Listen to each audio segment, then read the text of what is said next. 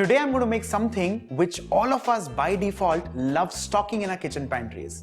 Hi guys, this is the Bombay chef Varun Inamdar and I am making tomato ketchup. Yes, you heard it right, tomato ketchup. I'm going to start with using ripe washed tomatoes. So I'm just going to roughly cut them.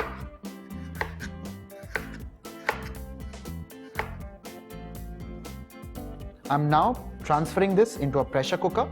I'm going to pressure cook this with a little bit of water and make sure the tomatoes are nice and cooked 3 to 4 whistles roughly. It's been 4 whistles, off goes the flame. Allow the pressure to subside and then let's open the pan. The pressure has settled. I'm opening the pan. So if you see, the tomatoes have become nice and well cooked. I'm going to blend this now into a very fine puree.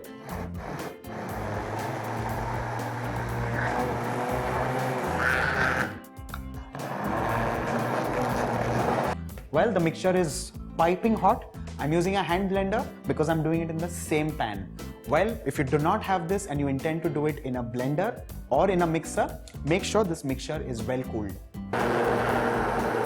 Well, this is done and ready. I'm now going to run this through a fine mesh.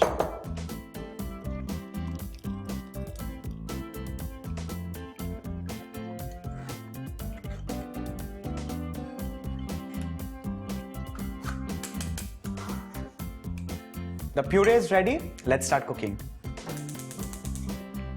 So it's a moderate heat. In goes all the puree.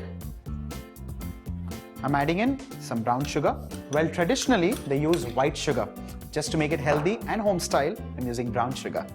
Next goes in vinegar. This is white vinegar. Next goes in chili powder. This can also add in a little bit of spicy taste to it. And finally, a little bit of salt just to balance the sweetness and the tanginess of the vinegar. A nice mix.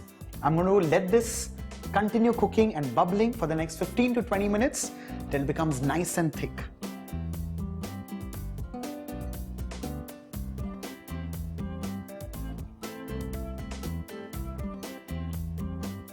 The best part of making tomato ketchup at home is you can adjust the quantity of sugar.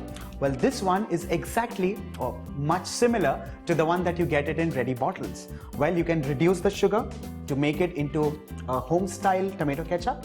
Well, you can increase the chili to make it like a tomato chili sauce. To check whether this ketchup is done, we do a plate test. Now, plate test is very simple. You take like a few drops on a saucer, on a clean saucer, and allow this to cool.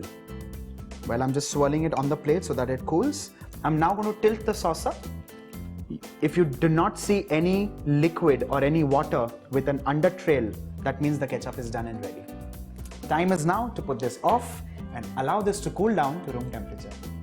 The ketchup is now at room temperature and I have a cute little squeezy bottle here to transfer that in. I'm going to fill this with the help of a funnel.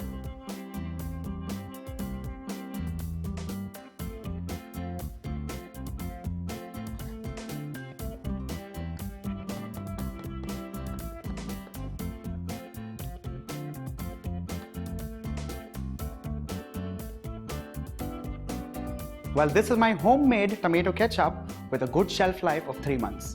But I'm going to finish it in a week and wait for what next the Bombay chef gets into your kitchen.